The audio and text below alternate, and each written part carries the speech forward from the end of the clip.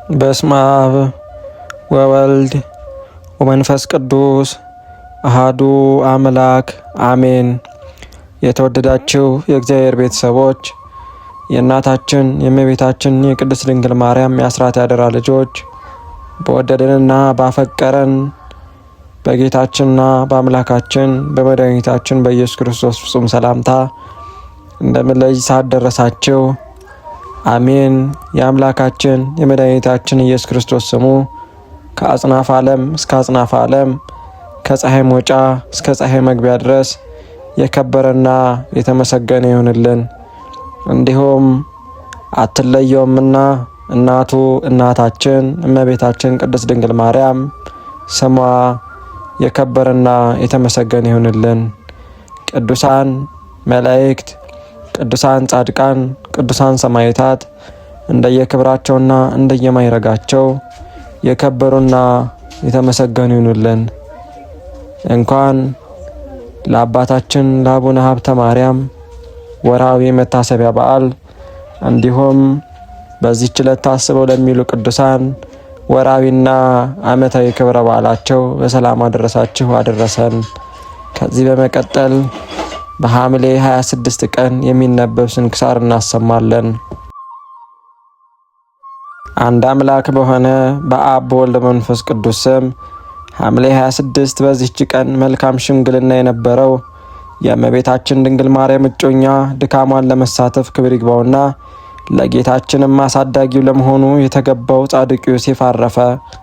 እርሱም እመቤታችንን በእርሱ ዘንድ ካስጠበቋት ጀምሮ በሁሉ ነገር ያገለግላት ነበር። በመከራዋም ሁሉ አልተለያትም። በወለደችም ጊዜ በቤተልሔም ከእርሷ ጋር ነበረ። ወደ ግብጽም በተሰደደች ጊዜ ከእርሷ ጋር ብዙ መከራ ደረሰበት። ከዚህም ዓለም የሚለይበት ጊዜው በደረሰ ጊዜ ወንድና ሴቶች ልጆቹን ተሰናበታቸው። እጆቹን ዘርግቶ ነፍሱን በእግዚአብሔር እጅ ሰጠ። የዘላለምም ሕይወትን ወረሰ። ባረፈበትም ጊዜ ጌታችን ወደ እርሱ መጥቶ እጆቹን በላዩ ላይ ጫነ። ለሥጋውም መፍረስና መበስበስ እንዳያገኘው ኃይልን ሰጠው። በአባቱ በያዕቆብ መቃብር አኖሩት። እረፍቱም ክብር ይግባውና ከጌታችን ኢየሱስ ክርስቶስ ሥጋዊ በ16 ዓመት ነው። በረከቱ ከእኛ ጋር ትኑር ለዘላለሙ አሜን። በዚችም ቀን ከአባቶች ሊቃነ ጳጳሳት ቁጥር ውስጥ የሆነ የእስክንድርያው ሊቀ ጳጳሳት ቅዱስ ጢሞቴዎስ አረፈ። በተሾመ ጊዜም የክርስቶስን መንጋዎች ከአርዮስ ከመቄዶንዮስና ከሰባሊዮስ ተኩላዎች ጠበቀ። ይህም አባት በተሾመ በ6ኛው ዓመት ለክርስቲያን ወገኖች ደግ የሆነ ቴዎዶሲዮስ ነገሰ። በዚችም ዓመት ክብር ይግባውና መንፈስ ቅዱስን ስለ ካደው ስለ የሆንዮስ በቁስጥንጥንያ የተሰበሰቡ የ150 ቅዱሳን ኤጲስቆጶሳት ጉባኤ ተደረገ። ይህም አባት ጢሞቴዎስ ሊቀ ጉባኤ ሆኖ መቄዶንዮስንና ሰባሊዮስን አውሊናሪዮስንም ተከራከራቸው፣ ረድቶም አሳፈራቸው። እነሆ የክህደታቸውና የክርክራቸውንም ነገር የካቲት 1 ቀን ላይ ተጽፏል።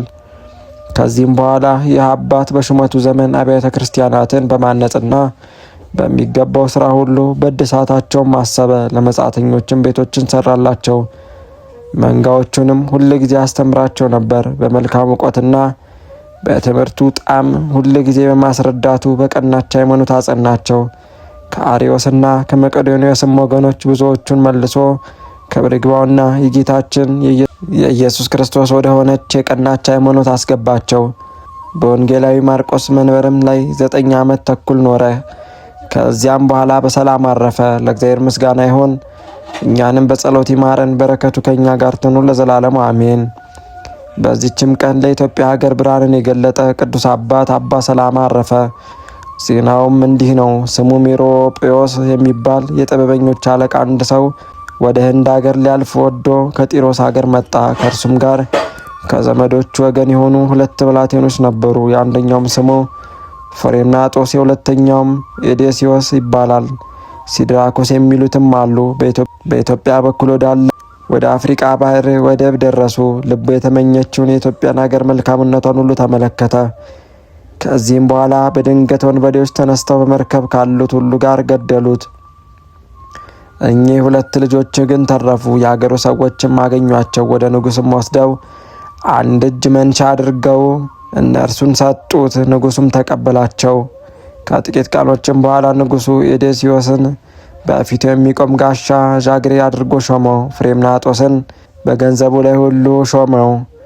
ይህም ንጉስ የአብርሃና የአጽብሃ አባታቸው ስሙ አይዛና የተባለ ነበር።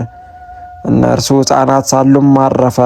እኒህም አካለ መጠን እስከሚደርሱ ድረስ የንጉሱን ልጆች እያሳደጉ ኖሩ። ክብር ይግባውና በክርስቶስ ማመንን አስተማሯቸው።